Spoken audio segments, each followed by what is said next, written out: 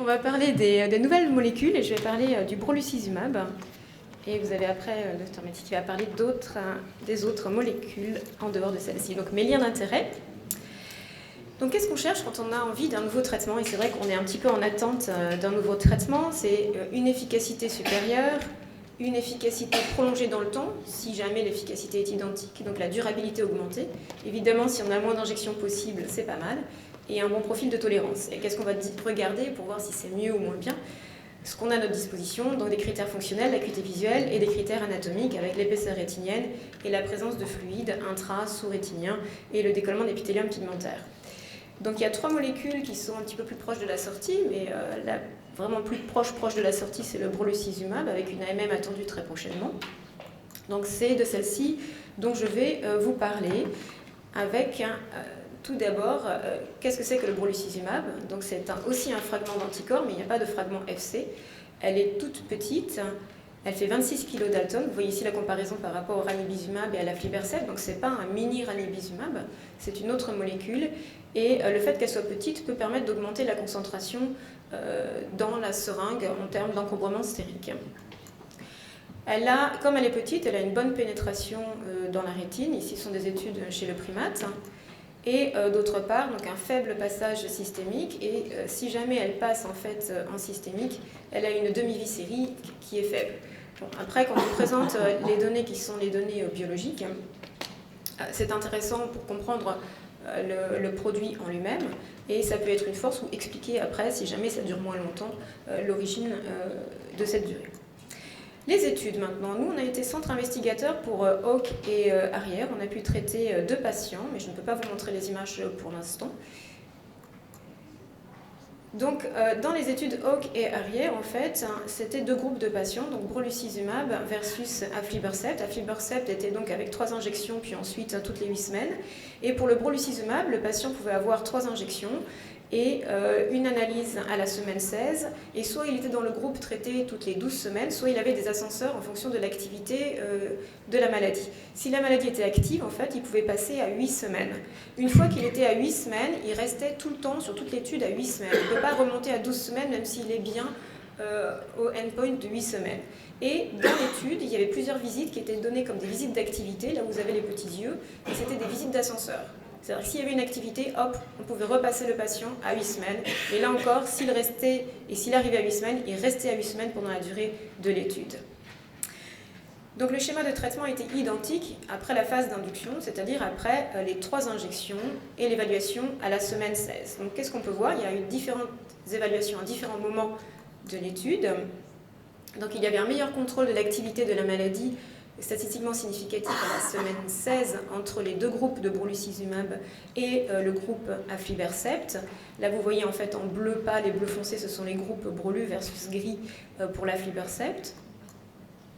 Ensuite, en ce qui concerne les fluides intra- et sous-rétiniens, donc il y avait une supériorité statistique anatomique du brolucizumab versus l'aflibercept à la semaine 16, donc avec 35% de différence par rapport au brolu 6 mg, qui était maintenu à la semaine 48 et maintenu encore à la semaine 96.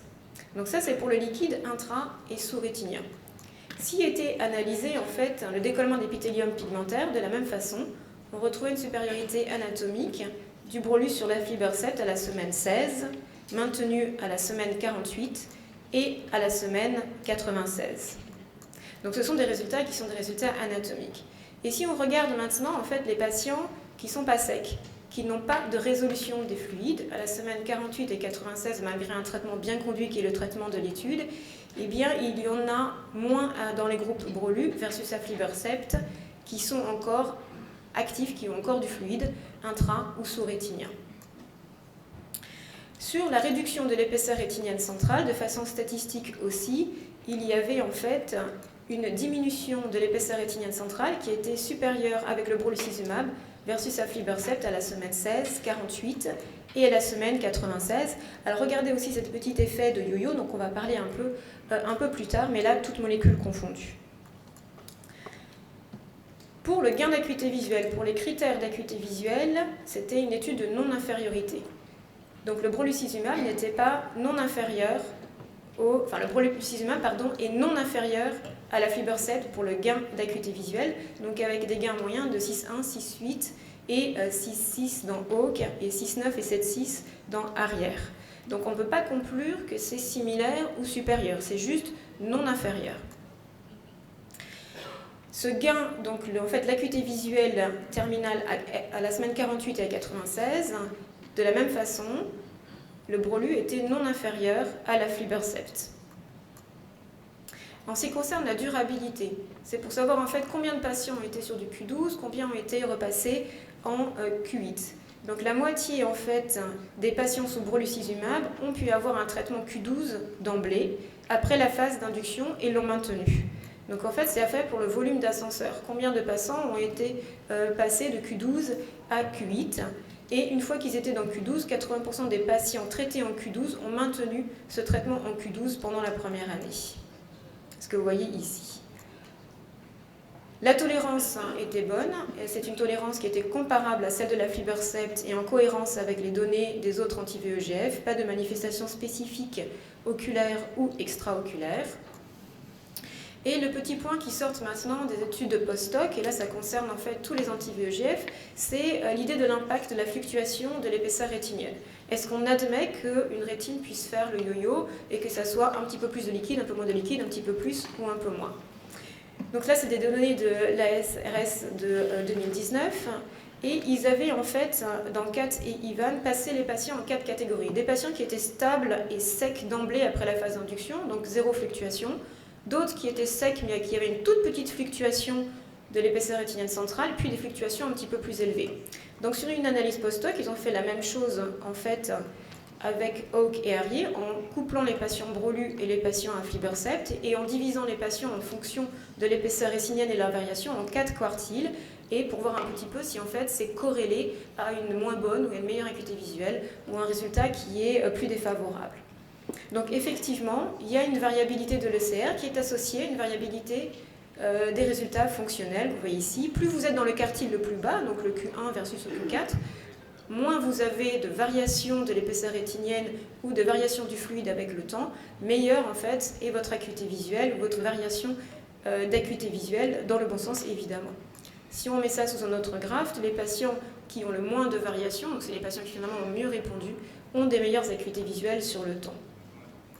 Donc maintenant, qu'en est-il de Brolu? Il va y avoir d'autres études qui vont être mises en place. Là, c'est l'étude Talon qui va débuter et qui est pour le coup une étude de supériorité pour démontrer l'effet du brolucizumab sur donc une notion de durabilité sur le temps d'injection entre aflibercept dans la DMLA exudative en Treat and Extend.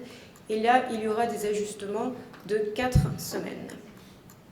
Je vous remercie de votre attention. Et je vais passer la parole à mon confrère qui va vous parler des autres molécules en développement.